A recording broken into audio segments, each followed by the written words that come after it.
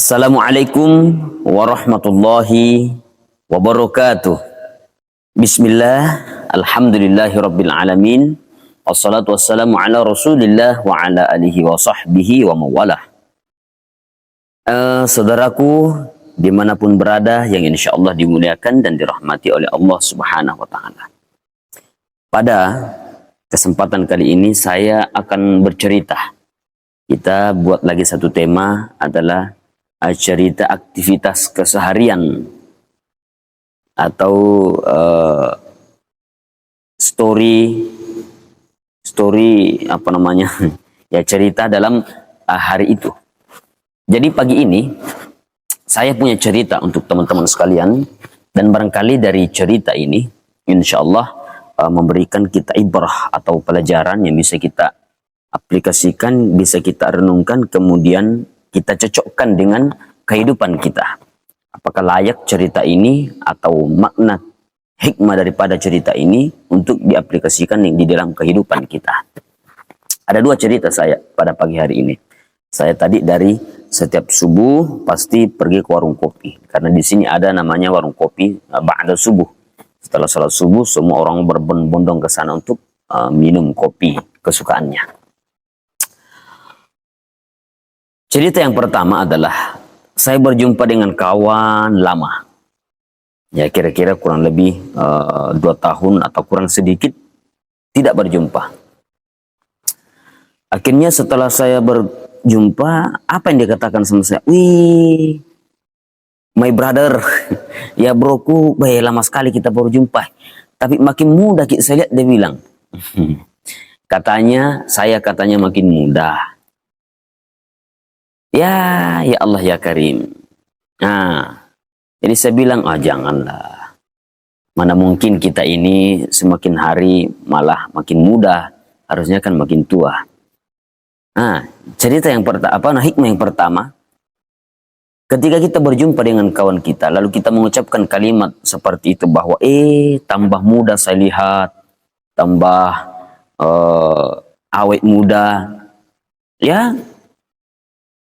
Barangkali itu adalah untuk bagaimana mengawali perjumpaan itu, untuk membuat sahabat kita, teman kita, atau orang yang kita lama tidak berjumpa, kemudian tiba-tiba kemudian bertemu kembali, itu mungkin suatu bentuk pujian, sehingga membuat teman kita itu menjadi senang, menjadi bahagia.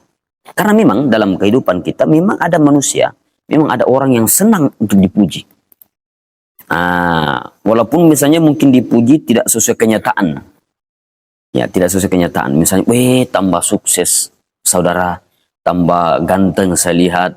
Padahal kalau memang dasar muka seperti itu, mau dibagaimanakan pun tetap seperti itu. Ya, kalau memang aslinya ganteng, mau dibagaimanapun akan tetap ganteng, kecuali takdir Allah merubah kegantengan itu atau mengambil kegantengan itu dengan cerita atau jalan yang lain.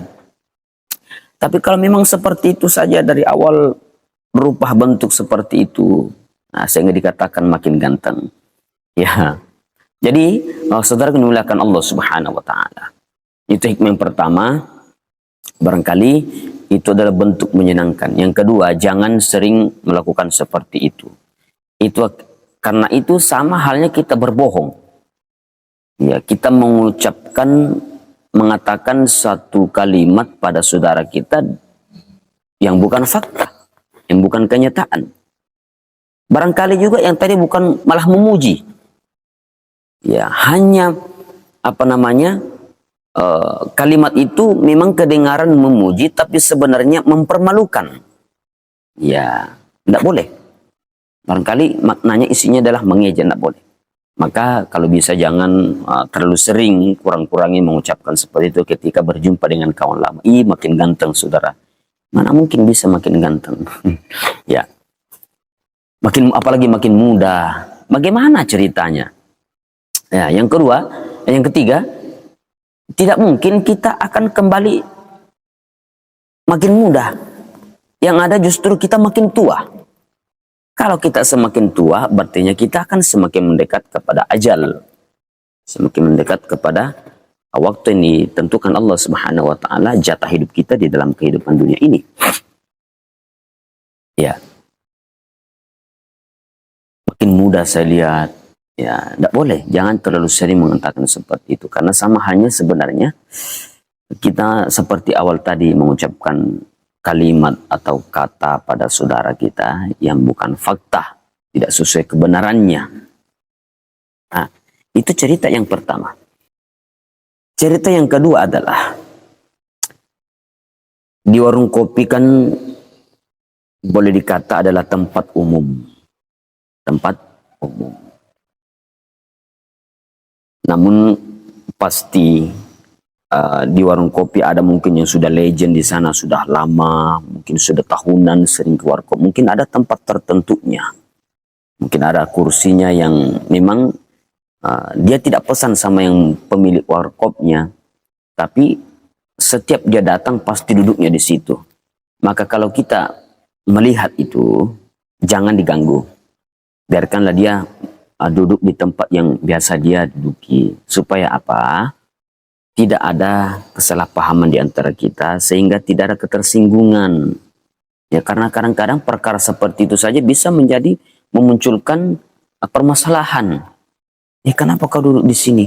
Ini kan tempat saya, padahal kan tidak pernah dipesan sama yang punya warkop. Ini kan tempat saya.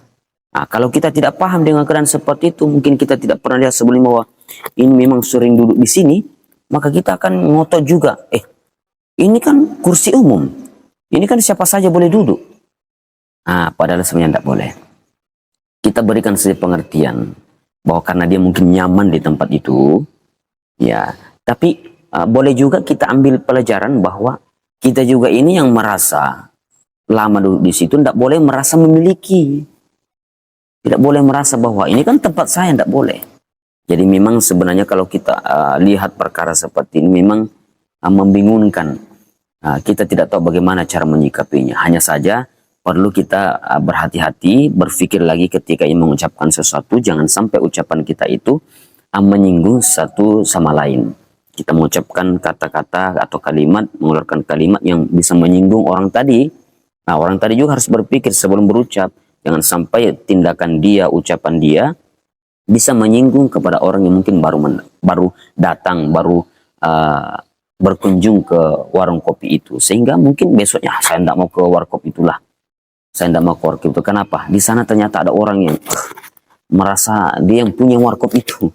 Nah, akhirnya itu bermakna mengurangi rezeki, bukan mengurangi, ya, menjadi penghalang, ya, daripada rezeki yang punya warkop, yang tadinya akan bertambah rezekinya dengan adanya pelanggan baru, tapi karena tindakan dan kelakuan kita menyebabkan pelanggan yang baru ini, yang pengen coba-coba ini, ingin merasakan bagaimana rasa kopinya, apakah nikmat sesuai dengan selera kita, akhirnya tidak jadi.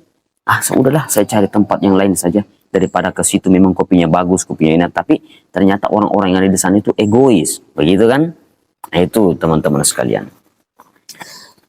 Itu. Kemudian masih sambungan daripada yang tadi. Sehingga dia berceritalah begitu ribut. Sehingga kita ini yang, kita juga lama datang, tapi kita kan betul-betul datang menikmati kopi, silaturahmi dengan kawan-kawan, tapi bercerita santai. Bercerita santai perihal-perihal perkara hidup. Kita mencari cerita, mencari obrolan yang sekiranya memotivasi kita bagaimana agar kedepannya kehidupan kita makin berkembang, makin lebih baik, makin dekat dengan Allah, makin cinta dan rindu kepada Rasulullah SAW. Tapi ternyata ada di mungkin temannya yang punya tempat khusus tadi itu, maksudnya dia merasa memiliki tempat khusus. Ceritanya ribut, ketawanya sampai yang lain itu melihat, ada apa ini? Jadi seakan-akan memang dia yang punya tempat itu, karena mungkin ada dalam hatinya perasaan bahwa saya kan lama, saya kan senior di sini. Padahal tidak boleh teman-teman sekalian. Jadi kesimpulan daripada cerita kita ini, cerita warung kopi ya, cerita warkop. Yang pertama adalah jangan berlebihan dalam memuji orang lain. Karena terkadang dalam pujian kita akan menimbulkan eh, kesombongan, kebanggaan diri. Karena ketika kita sudah merasa berbangga, dikatakan makin ganteng, dikatakan makin awet muda, itu ada perasaan yang berbeda dalam diri kita. Maka jangan sering memuji orang lain seperti itu, atau jangan berlebihan memuji orang lain seperti itu. Nah, yang kedua, hikmah yang kedua yang kita bisa ambil daripada ceritanya adalah mari kita menjaga perasaan satu sama yang lain. Jangan kita mengeluarkan tindakan atau ucapan yang menyinggung perasaan orang lain. Ketika kita berada di tempat umum, maka kita harus menyadari bahwa kita berada di tempat umum, semua yang sesuai tempat itu, sesuai prosedur tempat itu, entahkah itu adalah warung kopi, maka orang berhak melakukan apa saja tentang warung kopi ini. Mau dia duduk di mana selama kosong, ya mau duduk mau cerita apa boleh saja. Yang penting ingat, jaga ucapan kita, jaga suara kita supaya yang lain tidak terganggu, sehingga kenyamanan pengunjung yang datang ini tidak terganggu. Nah, saya kira seperti itu teman-teman sekalian. Intinya kalau kita mengaku umat Islam, Muslim adalah, kata Nabi SAW, al-Muslim man salim al-Muslim. Muslim itu adalah yang menyelamatkan atau menjaga Muslim yang lain, tidak menyakiti dengan ucapannya, tidak menyakiti dengan tindakannya, kelakuannya, tapi menjaga perasaan, menjaga tindakan, menjaga fisik, dan lain sebagainya, supaya tidak ada permasalahan di antara Muslim yang satu dengan Muslim yang lainnya. Itulah Muslim yang dikatakan oleh Rasulullah SAW. Saya kira cukup cerita kita pada pagi hari ini. Insya Allah kita akan melakukan lagi perjalanan di kehidupan kita, sehingga barangkali ada pengalaman-pengalaman yang kita temukan, dan insya Allah saya akan bagi kepada kita semua. Karena pengalaman itu juga penting di dalam kehidupan kita, sehingga dari pengalaman itu, dari pengalaman orang lain, kita mampu belajar, kita mampu muhasabah diri. Saudara-saudara menggunakan Allah Subhanahu wa Ta'ala. Saya kira cukup. Wassalamualaikum warahmatullahi wabarakatuh.